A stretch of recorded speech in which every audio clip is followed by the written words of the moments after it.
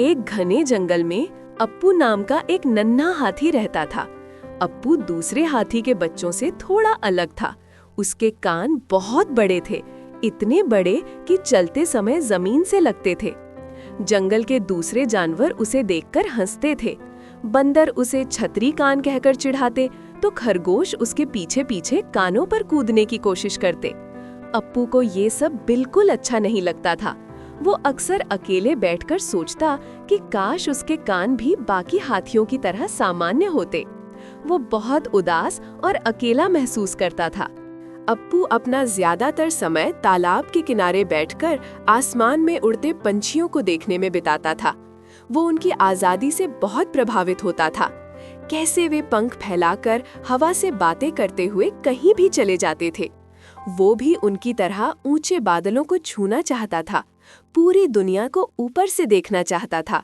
जब भी तेज हवा चलती तो उसके बड़े बड़े कान किसी पतंग की तरह फड़फड़ाने लगते और उसे एक अजीब सी सनसनी महसूस होती, जैसे हवा उसे अपने साथ ले जाना चाहती हो। जंगल के सबसे ऊंचे और पुराने बरगद के पेड़ पर उल्लू बाबा रहते थे। वे बहुत बुद्धिमान थे और जंगल की हर छोटी बड़ी बात पर उनकी नजर रहती थी।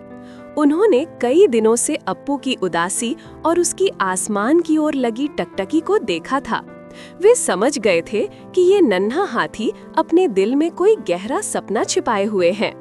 उल्लू बाबा जानते थे कि जो चीज किसी को कमजोर बनाती है वही उसकी सबसे बड़ी ताकत भी बन सकती है।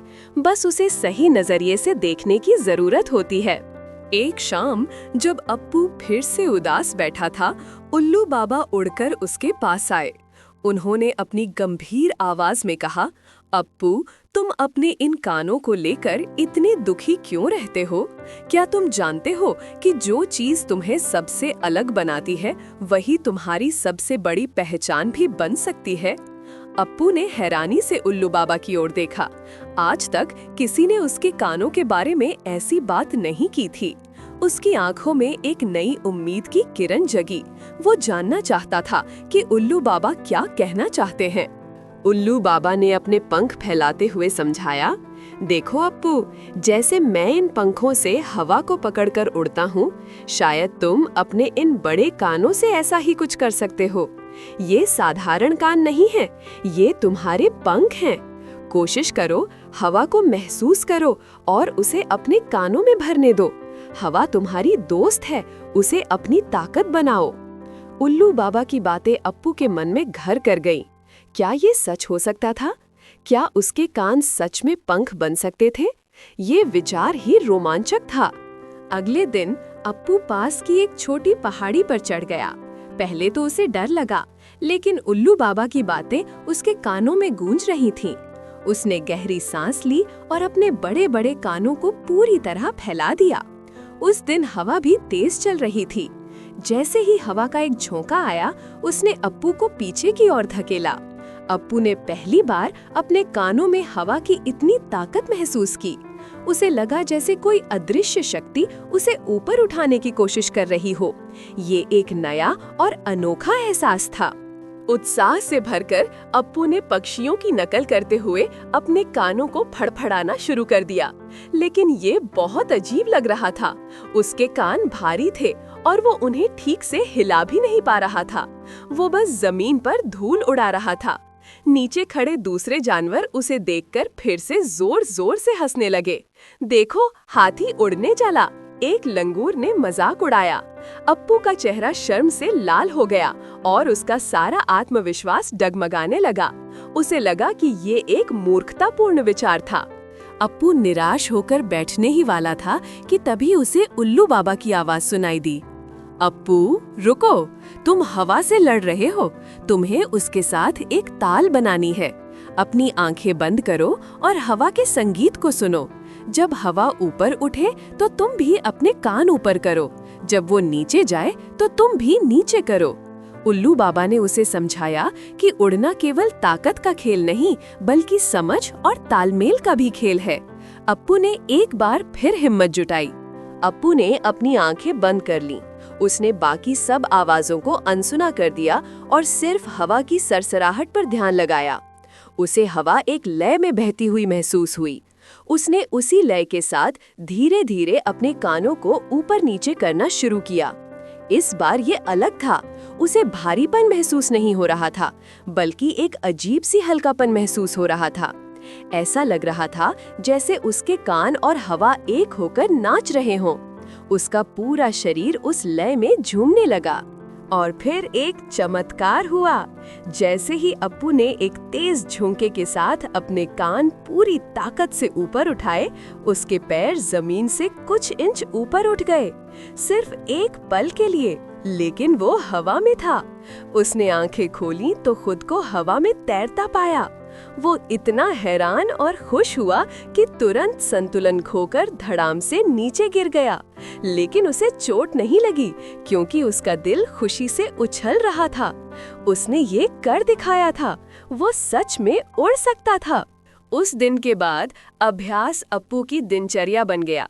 वो हर सुबह पहाड़ी पर जाता और घंटों तक अपने कानों से हवा को साधने की कोशिश करता। धीरे धीरे वो हवा में ज्यादा देर तक रहने लगा। पहले कुछ सेकंड, फिर लगभग 1 मिनट। उसने सीखा कि कैसे कानों को मोड़कर दिशा बदली जाती है और कैसे धीरे धीरे जमीन पर उतरा जाता है। उसके शरीर में अब पहले से कहीं ज्यादा आत्मविश्वास और फुर्ती आ गई थी। उसका शरीर अब उसे भारी नहीं, बल्कि उड़ने के लिए बना एक यंत्र लगता था। अब जंगल के जानवर अप्पू पर हंसते नहीं थे। वे छिपकर उसे अभ्यास करते देखते थे और उनकी आंखों में हंसी की जगह हैरानी और प्रशंसा होती थी। जो हाथी कल तक उनके लिए मजाक का पात्र था, आज वह एक अजूबा बन चुका था। वे आपस में फुसफुसाते, क्या ये सच है? एक हाथी उड़ रहा है? अप्पू की लगन और हिम्मत ने उन सभी को चुप करा दिया था। उन्होंने महसूस किया कि उन्होंने अप्पू को समझने में बहुत बड़ी गलती की थी। एक दिन मानसून की पहली हवाएं चली।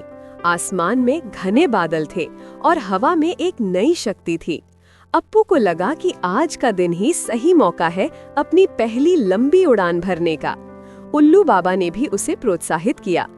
हवा आज तुम्हारे साथ है अप्पू, डरो मत, बस उस पर भरोसा रखो जो तुमने सीखा है। अप्पू ने पहाड़ी की सबसे ऊंची चोटी को चुना। उसने नीचे विशाल जंगल को देखा और एक गहरी सांस ली। वो तैयार था। अप्पू पहाड़ी के किनारे की ओर दौड़ा। जैसे जैसे उसकी रफ्तार बढ़ी, उसने अपने कानों को फैलाकर पूरी ताकत से फड़फड़ाना शुरू कर दिया। हवा ने उसे तुरंत ऊपर उठा लिया।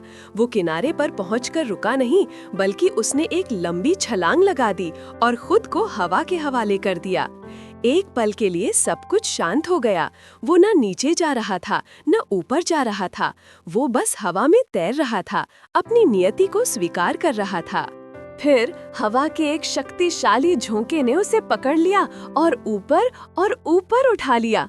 अप्पू उड़ रहा था। वो सचमुच उड़ रहा था। वो बादलों के बीच से गुजर रहा था।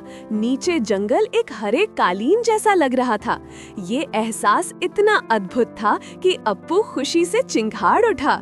उसकी चिंगाड़ पूरे जंगल में गूंज उठी। ये हंसी मजाक की नहीं, बल्कि जीत और आजादी की चिंगाड़ थी। उसने अपने डर पर और अपनी सीमाओं पर विजय पाली थी। अप्पू ने पूरे जंगल का चक्कर लगाया। वो चमचमाती नदी के ऊपर से उड़ा, जहां मछलियां उसे देखकर हैरान हो गईं। वो सबसे ऊंचे पेड़ों की चोटियों को छू कर निकला, जहां बैठे पक्षी उसे अपने साथी की तरह देख रहे थे। उसने उन खेतों को देखा जहां इंसान काम करते थे, और वे भी आसमान में इस अनोखे दृश्य को देखकर चौंक गए। दुनिया ऊपर से कितनी अलग और खूबसूरत दिखती थी। अप्पू को लगा जैसे वो पूरी दुनिया को अपनी बाहों में भर सकता है। नीचे जमीन पर सभी जानवर अपनी अपनी जगहों से बाहर निकल आए थे और आसमान की ओर देख रहे थे। जब उन्होंने अप्पू को इतनी शान से उड़ते देखा तो वे खुशी से झूम उठे। बंदरों ने तालियां बजाईं, हिरणों ने छलांगे लगाईं और खरगोश खुशी से नाचे। वे सब अप्पू के लिए चीयर कर रहे थे। जिस हाथी का उन्होंने मजाक उड़ाया था, आज वो उनका गौरव बन गया था। अप्पू ने उन्हें सिखाया था कि कुछ भी असंभव नहीं होता। एक दिन जंगल में भयानक तूफान आया। तेज हवाएं चल रही थी और मूसलाधार बारिश हो रही थी। इसी बीच एक बंदर का छोटा बच्चा खेलते खेलते जंगल के सबसे ऊंचे और पुराने देवदार के पेड़ की चोटी पर फंस गया। वो डर के मारे चिल्ला रहा था, लेकिन कोई भी उस तक नहीं पहुंच सकता था। पेड़ इतना ऊंचा और फिसलन भरा था कि उस पर चढ़ना नामुमकिन था। सब जानवर नीचे खड़े बेबसी से देख रहे थे। बच्चे की माँ रो रही थी। तभी सबने एक जानी पहचानी आवाज सुनी। अप्पू तूफान से लड़ता हुआ वहां पहुंच गया। उसने एक पल भी नहीं गमाया। उसने तेज हवाओं के बीच संतुलन बनाते हुए उड़ान भरी। वो धीरे धीरे और सावधानी से पेड़ के पास पहुंचा। उसने अपनी सूंड से बंदर के बच्चे को हौले से पकड़ा और अपनी पीठ पर बिठा लिया। ये बहुत खतरनाक था, लेकिन अप्पू ने हिम्मत नहीं हारी। वो सुरक्षित रूप से बच्चे को लेकर नीचे उतरा और उसकी माँ को सौंप दिया। उस दिन के बाद अप्पू पूरे जंगल का हीरो बन गया। अब उसे कोई छतरीकान नहीं कहता था। सब उसे अप्पू उड़ने वाला हाथी के नाम से जानते थे। उसने साबित कर दिया था कि जो चीज हमें दूसरों से अलग बनाती है, वही हमारी असली ताकत होती है। अप्पू अब भी आसमान में उड़ता था, लेकिन अब वो अकेला नहीं था। वो दूसरे जानवरों को भी अपनी पीठ पर बिठाकर आसमान की सैर कराता और उन्हें सिखाता कि सपने देखने की कोई सीमा नहीं होती।